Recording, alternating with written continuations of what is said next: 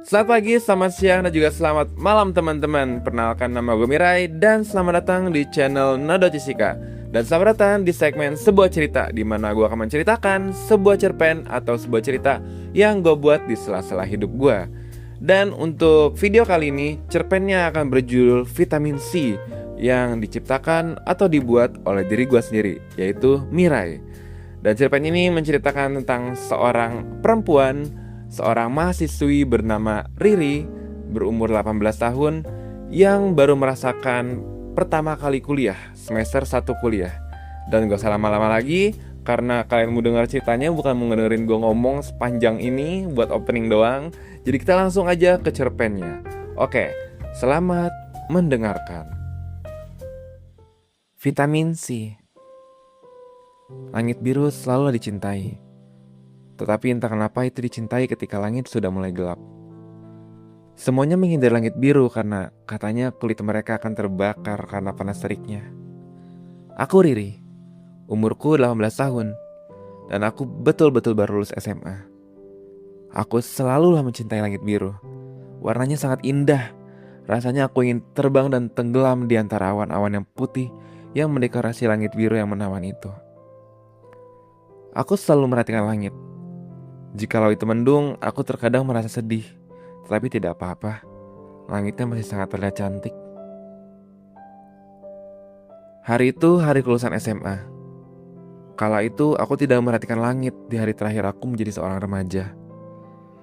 Entah mengapa aku tidak memperhatikan langit, padahal biasanya hal pertama yang kulihat di awal hari adalah langit.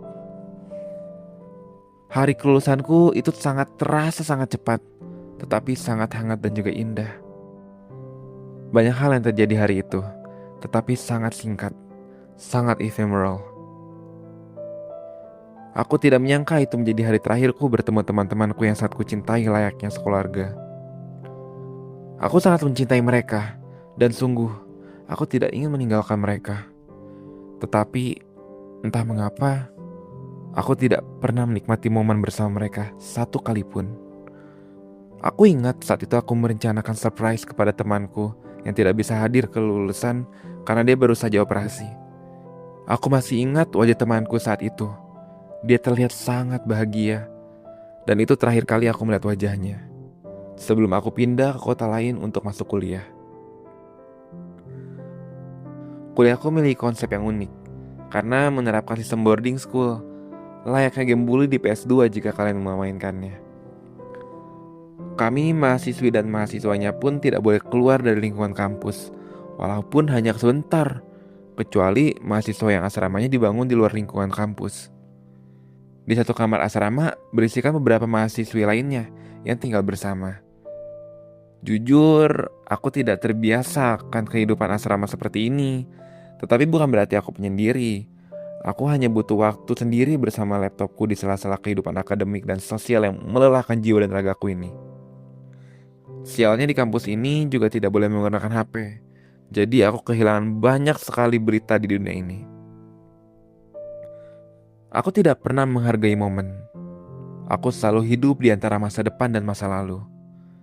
Satu-satunya waktu di mana aku merasa waktu terhenti dan sejenak menikmati apa yang ada saat itu adalah saat aku menatap langit biru dan mengfotonya dan mengirimkan ke teman-teman SMA ku. Di kampusku ini aku merasakan kehilangan yang sangat dalam, karena aku kehilangan teman-teman SMA yang sudah aku anggap keluarga sendiri itu. Padahal di SMA itu aku tidak pernah merasa mereka sebegitu spesialnya. Tetapi baru tersadar bahwa mereka begitu spesial ketika kehilangan mereka di hidupku. Di kampus ini aku tetap memiliki teman. Mereka cukup baik dan sangat peduli padaku. Tetapi aku masih hidup di masa lalu merindukan teman-teman SMA ku. Aku merasa kehidupan SMA ku terlalu cepat, sehingga aku tidak sempat menikmatinya. Ironisnya, di SMA aku juga hidup di masa lalu, merindukan teman-teman SMA aku. Dan aku pun hidup di masa depan, memikirkan kehidupan kuliahku, bagaimana aku akan kuliah di sana nanti. Hidup di antara masa depan dan masa lalu ini yang membuatku tidak bisa menikmati momen dan merasakan waktu begitu cepat. Sekitar seminggu yang lalu, Aku sedang berada di rooftop gedung asrama kampusku untuk melakukan olahraga kecil-kecilan. Karena sudah lama aku tidak menggerakkan persendian ototku ini. Karena kehidupan kampus yang sangat padat. Aku berjalan menyusuri tangga, melewati mahasiswi lain yang hendak mandi di rooftop, sembari menyapa mereka. Di rooftop sangatlah bising akan suara guyuran air dan nyanyian dari mahasiswi yang sedang membasuh dirinya dari debu yang menempel selama 7 jam perkuliahan. Tak lama, aku mengambil sikap push up dan sit up. Lantai rooftopnya diselimuti pasir bangunan, karena tidak dibangun atau dipasangi ubin. Setelah melakukan beberapa kali repetisi push up dan sit up, aku bangun dari lantai dan membersihkan bajuku dari pasir bangunan yang menempel selama aku melakukan sit up. Setelah membersihkan bajuku, aku menonggakkan kepalaku, hendak mengambil nafas sejenak untuk istirahat. Di saat itulah, aku terpana, terpukau, terdiam untuk waktu yang sangat lama. Saat aku melihat hal terindah yang pernah aku lihat semasa kuliahanku. Sebuah langit sore yang hangat dengan paduan jingga dan merah muda atau pink yang menghasilkan garis penuh warna di tengahnya. Tetapi, alih-alih menikmati momen indah itu, aku malah kembali ke masa lalu dan bergumam, Amanda pasti akan sangat menyukai gambar langit ini. Tetapi sayang, HP-ku disita sehingga aku tidak bisa memfoto dan mengirimkannya. Lalu udara kesedihan seketika memasuki ragaku, menyadari aku tidak akan pernah bertemu teman-teman SMA aku lagi. Malam harinya aku berkumpul bersama teman-teman asrama kuliahku, menghabiskan waktu dengan bermain game kartu. Aku bahagia, sungguh aku bahagia. Aku tertawa terbahak-bahak dan membicarakan banyak hal bersama teman kampusku. Tetapi entah kenapa ada yang menjanggal di hatiku. Aku tidak rasa seperti biasanya, tidak terasa familiar. Manusia yang berada di sekitarku bukan manusia yang biasa menemaniku untuk 3 tahun terakhir ini. Selama hidup di kampus ini, di malam harinya aku selalu mimpikan teman-teman SMA-ku. Tidak pernah terlewatkan satu malam pun aku tidak mimpikan mereka. Aku pasti mimpikan mereka. Tetapi aku sangat tidak keberatan. Aku tidak mengeluh sedikit pun. Karena hanya di malam hari inilah, di dunia mimpi inilah, aku bisa melepaskan rindu kepada teman-teman SMA-ku. Setelah bertawaria dan bersenang-senang bersama teman-teman kuliahku bermain kartu di malam itu, semuanya kembali ke kasur masing-masing untuk mengistirahatkan pikiran mereka yang lelah karena perkuliahan yang padat saat itu. Aku pun kembali ke kasurku dan mulai membuka novel yang kubawa sebagai pengantar tidur. Aku duduk di kasur di bawah lampu yang remang-remang atau yang redup karena temanku semuanya sudah tidur dan hanya aku yang masih terbangun sambil membaca buku. Mataku mengikuti kata per kata yang tertulis di atas kertas berwarna krim itu. Sudah kurang lebih 20 menit aku membaca buku itu, tetapi tidak ada satupun cerita yang masuk ke dalam otakku. Otakku sedang berada di tempat lain, memikirkan hal yang lain. Karena tidak fokus, aku pun menutup novel itu dan menaruhnya di sampingku. Lalu aku bengong menatap kegelapan kamar dan teman-temanku yang tertidur. Tiba-tiba terbesit di kepalaku. Oh iya, malam ini aku belum meminum vitamin C harianku. Aku bangun beranjak dari kasur, berjalan menyusuri gelap dan sunyi, melewati teman-temanku yang sedang menyusuri alam mimpi mereka. Aku berjalan menuju tasku. Aku membuka resleting tasku dengan perlahan, agar suara bisiknya tidak membangunkan teman-temanku yang sedang berada di alam pelariannya. Di dalam gelap, aku mengobok-obok isi tasku, berusaha mencari vitamin C yang dibawakan ibuku sebelum aku kesini. Kesal karena aku tidak juga menemukannya, aku membawa tasku ke kasur, di mana cahaya lampu masih menggenangi area aku membaca. Aku duduk di bawah lampu itu dan mulai mengobok-obok tasku lagi, mencari keberadaan vitamin itu. Aku melihat ke dalam tasku yang sudah digenangi oleh cahaya lampu, berisikan banyak sekali perlengkapan-perlengkapan kehidupan keseharianku untuk di kampus. Segalanya disiapkan oleh orang tuaku.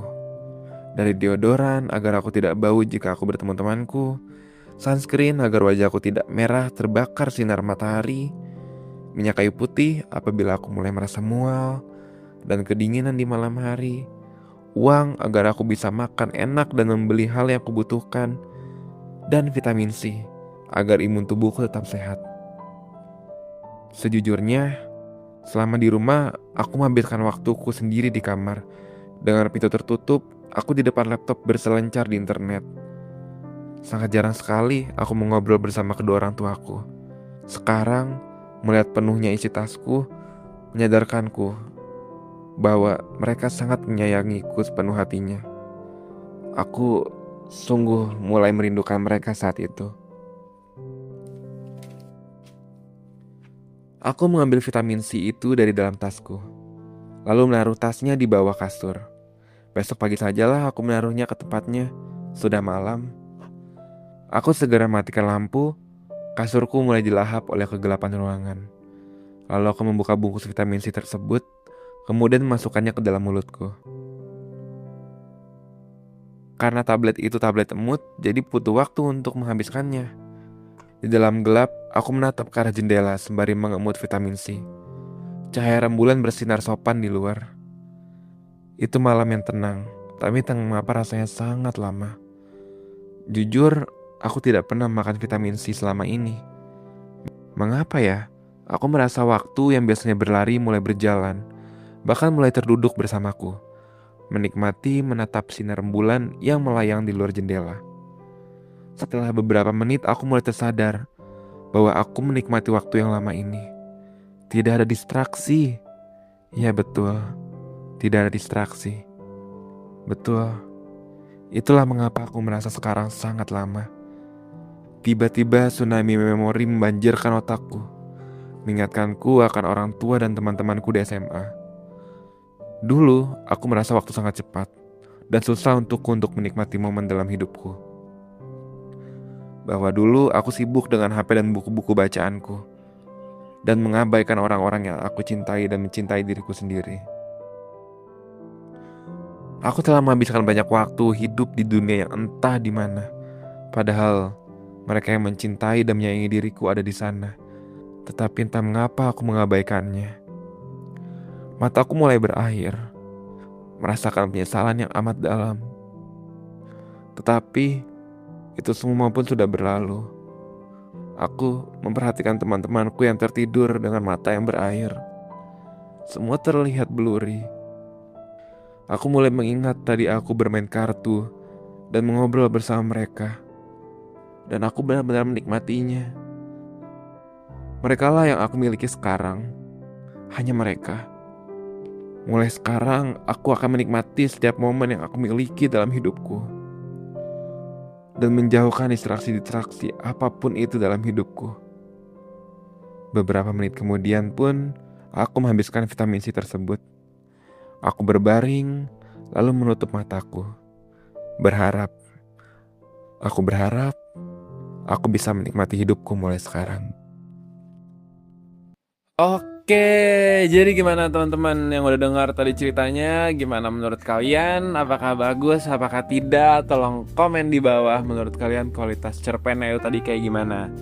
Dan ngomongin kualitasnya, gue penasaran. Buat kalian yang nangkap ceritanya itu tentang apa, tolong komen di bawah. Tapi kayaknya udah obvious lah ya, karena nggak kayak cerpen-cerpen sebelumnya yang gue tulis menggunakan beberapa majas, yaitu kadang ada personifikasi dan lain-lain. Di cerpen kali ini gue lumayan obvious. Jadi untuk maknanya gue mungkin bakal tetap ceritain di video selanjutnya. Cuman untuk maknanya harusnya kalian udah cukup mengerti ya tentang nostalgia tentunya. Ya, cuman karena sesuai janji gue sebelumnya, yaitu gue akan menceritakan makna dari cerpen gue di video selanjutnya.